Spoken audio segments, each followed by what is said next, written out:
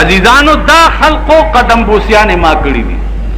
لاہور تب کلاړم، مولانا احمد علی لاہوری رحمت اللہ علیہ تب ورغ صاحب کشفو او دمر لوی صاحب کشفو چې دا د مولانا شمس الحق افغانی الفاظ دي. زما خیال دی چې دې اجتماع کې هم دا خبره کړې وه.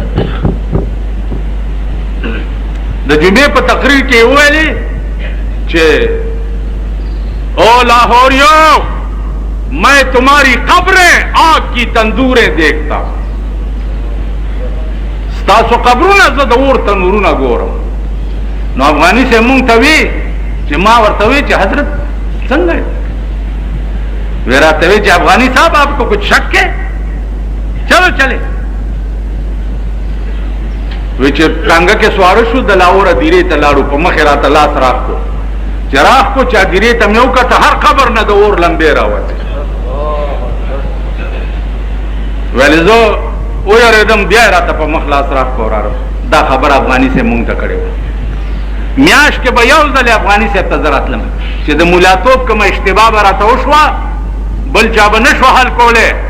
یو اشتباه راته شوې وه چې د رسول الله صلی الله علیه وسلم په معراج کې، دا معراج کې رویت د الله چې و دا مع الکیف که بلا کیف. الله پاک ورته ټول په کیفیت سره ځان ښودلی او کاسې جله کې ورته ښودلی د کوهي تور په شان. دا چا نه شو حل کولی. ما روایاتو کې خو دې صرف دومره راځي چې رایت نوره 2.5 घंटे تقریر راته په دې یو خبره کړې. د دیوبند محتمم نے میں تپوس کو د قاری طیب صاحب نا کہ ہمارے افغانی صاحب کیسے عالم ہیں. ماتوئی چی بیٹا افغانی جیسا عالم ایشیا میں نہیں ہے، ان کے برابر کا علم ایشیا میں کسی کے پاس نہیں ہے.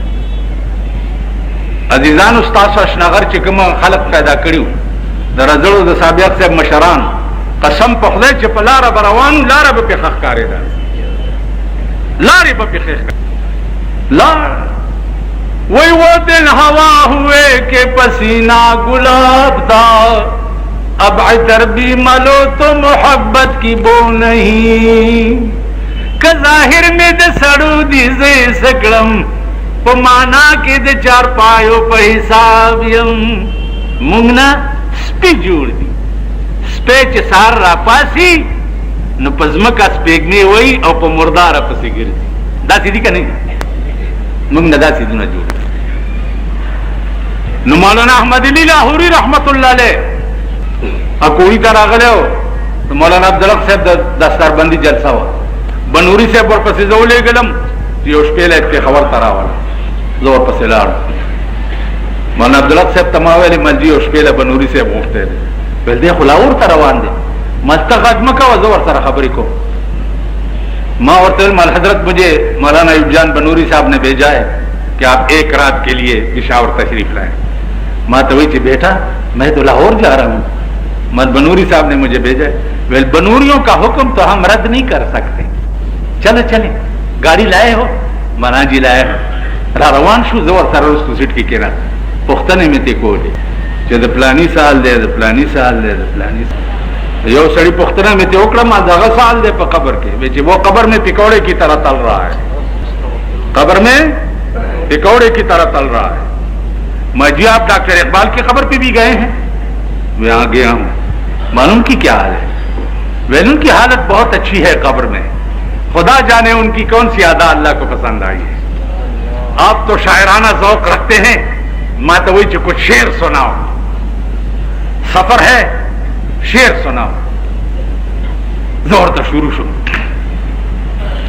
کہ زندگی کی آئے وہ ایک رات کیا پرکیف تھی، زندگی کی آئے وہ ایک رات کیا پرکیف تھی، میری دنیا لٹ رہی تھی اور میں خاموش تھا، وہ نگاہیں چھین لیتی تھی میرے ہوش و ہوا،